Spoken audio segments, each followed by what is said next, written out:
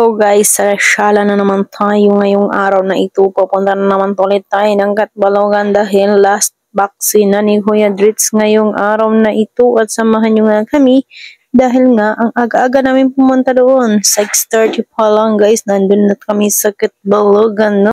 At buti na lang talaga, umaga kami pumunta doon dahil nga maraming tao, diba? At saka maubusan na naman ulit ng gamot ng pang anti-rabies at bibili na naman ulit tayo. Sayang din yung ating 600 pesos. Kaya umagang-umaga talaga kami naggayak ni Kuya Dritz pupunta ng Catbalogan, no? Para mauna tayo doon at makalibre tayo ng isang gamot. O diba, hindi na kami nakabili guys dahil nga is libre pag sa umaga, pag tanghali na is hindi na siya guys, bibilhin mo na talaga sa butika. At pag umaga-umaga ka talaga pumunta doon, marami pong masasakyan ng galing dito sa amin, no? Kaya ayan, nakasakay kami ng bus. Kaya mabilis lang din kaming nakarating sa Catbalogan. 6:30 or 7 ata, nandun na kami. Kaya pumila agad kami. Ayan na. Nandito na kami sa taas niyan at hindi ko na video-video yung nasa baba pa, yung kunti pa lang yung tao. At nakapila na kami dito sa waiting area, no? At ayan, pinasok na agad kami at naka-second batch na kami.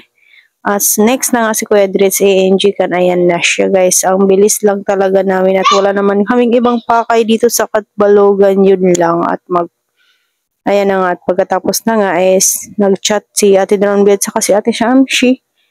Ay magpapabili daw sila ng pasalubong, no? Kaya binilhan lang namin. Tapos pagkatapos namin bumili ay umuwi agad kami sa aming bahay.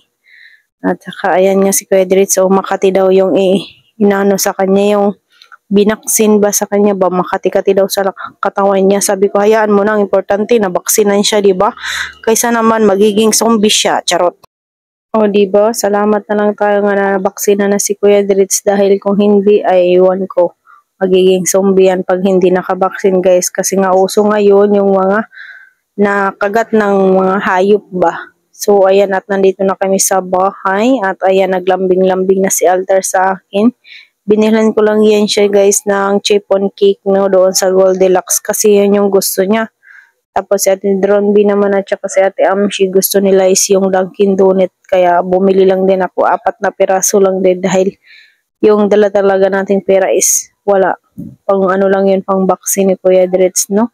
So, ayan, tinitingnan namin yung kalbo ni Alter at ang baduy-baduy nga. Inaano nga namin yan dyan. Na ano ba, sinusunlog-sunlog ba namin siya guys, na little Shaolin nga siya. Diba? Tuwang-tuwa naman yan siya at tawang-tawa. At yung pusod niya guys ay pinapaamoy niya sa akin. Tingnan mo yung ginagawa sa pusod niya. O, tingnan mo. Yung kuot-kuot niya ang pusod niya at pinapaamoy niya sa akin. Kaya hinawakan ko.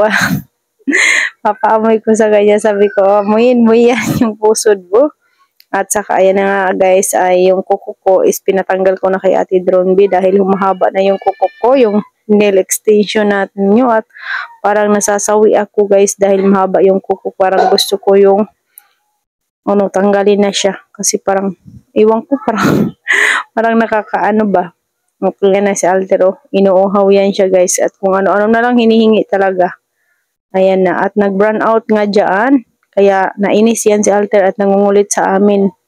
Dahil nga biglang nag-brown out at natigil yung mundo natin dito sa bahay. Pag wala talagang internet at brown out, ay naku, titigil talaga yung mundo namin lahat, no? At dahil sa super init at burnout ngayon, kaya naisip natin Dronby magtimpla na lang kami ng Nestea para maibsan naman yung aming uhaw at yung walang burnout ba. Walang hangin na lumalabas sa aming mga ceiling fan dito.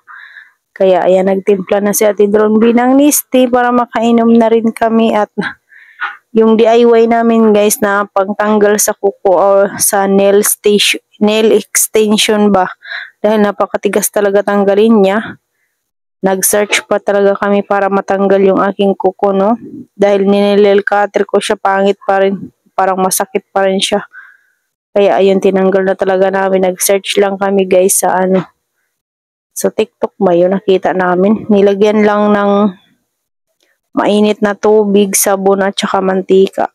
Tapos ayun, matanggal na siya.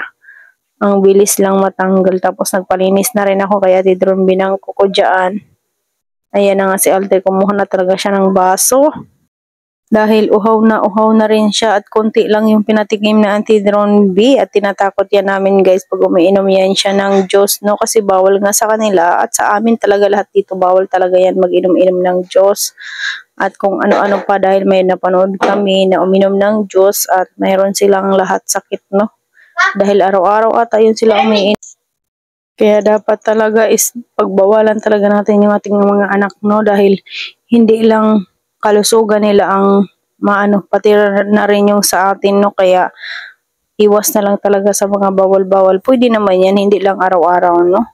Minsan lang naman kami mag soft drinks, minsan lang din kami mag juice, tubig talaga lagi yung iniinom namin, pati umiiwas na rin kami ngayon sa mga ano, yung sa mga fast food at saka yung sa mga instant noodles, no? Kasi nga bawal talaga.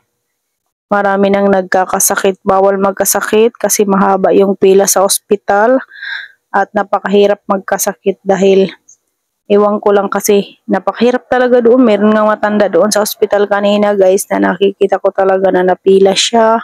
Kumukuha pa ng ano, pabalik-balik, tas kung ano-anong mga pinag-ano doon. Tas syempre, pag nagpila ka doon, di ba, is yung pagkain mo, yung pamasahe mo, kaya sabi ko nga is bawal talaga magkasakit ngayong mga ganitong mga ano, na, ganyan, wala tayong pera, tapos napila tayo, tapos papabalik-balikin tayo.